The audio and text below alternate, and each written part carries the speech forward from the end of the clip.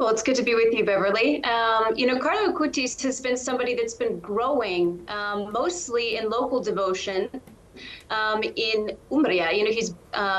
He is buried in Assisi. His family, lived there locally. He was actually born in London, but his family moved back to Italy when he was only 4 years old. And after he passed away, I think almost immediately there was this sense that there was something very special about him. It was obviously a tragic moment, but I think sort of local devotion started to grow to him very quickly. And it sort of expanded from there. And the last couple of years, really since I think 2016, 2018, it's really, really exploded internationally. And he's really come to global attention, I think, in just the last couple of years. Yeah. How did the internet play a part in how he was promoting the church's teachings?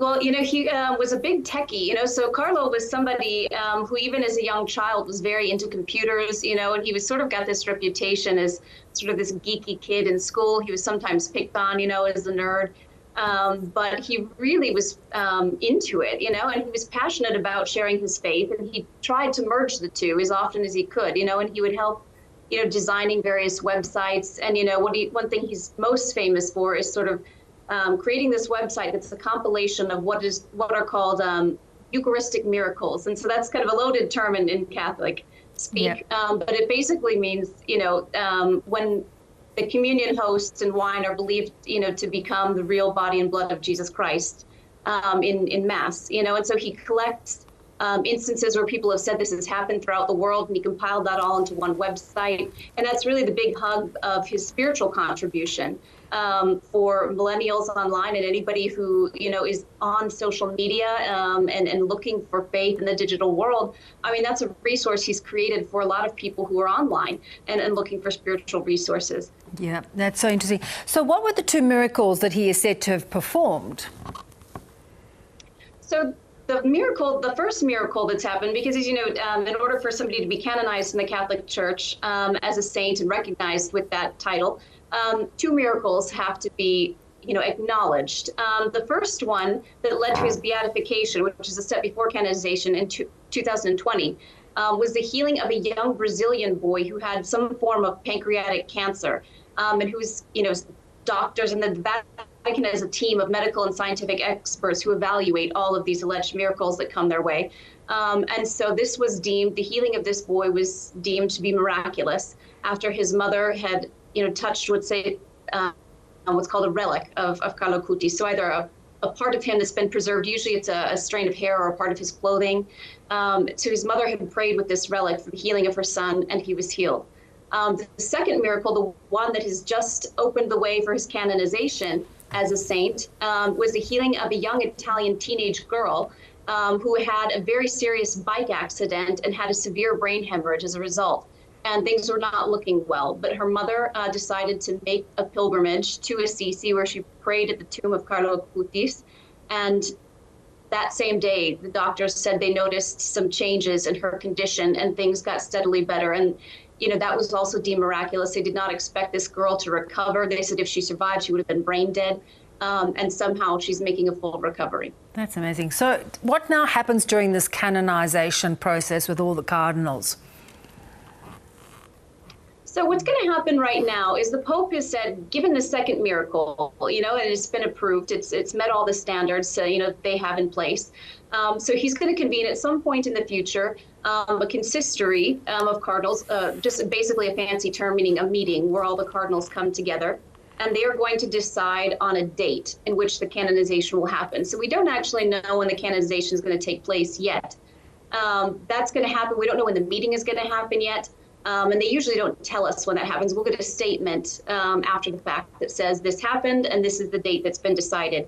So presumably his canonization date will be announced along with several other new saints. And so it's unknown yet whether he'll be canonized on his own or with some other people. Right now, the guess is that the Pope might decide to do this. If he's going to do it this year, would do it in October. He has a big meeting in Rome in October called the Synod of Bishops, and there are going to be a lot of people in town for that, a lot of cardinals and bishops and also lay faithful who are going to be here anyway, so he might use that occasion. He's done that with big canonizations in the past. or he could do it next year during the big Jubilee year. It's a big Jubilee of hope that he has organized for 2025. And so our guess is it's either going to be in October of this year or sometime next year during the Jubilee. Interesting. And will his age be a factor? I mean, have there been young people canonized before, become saints?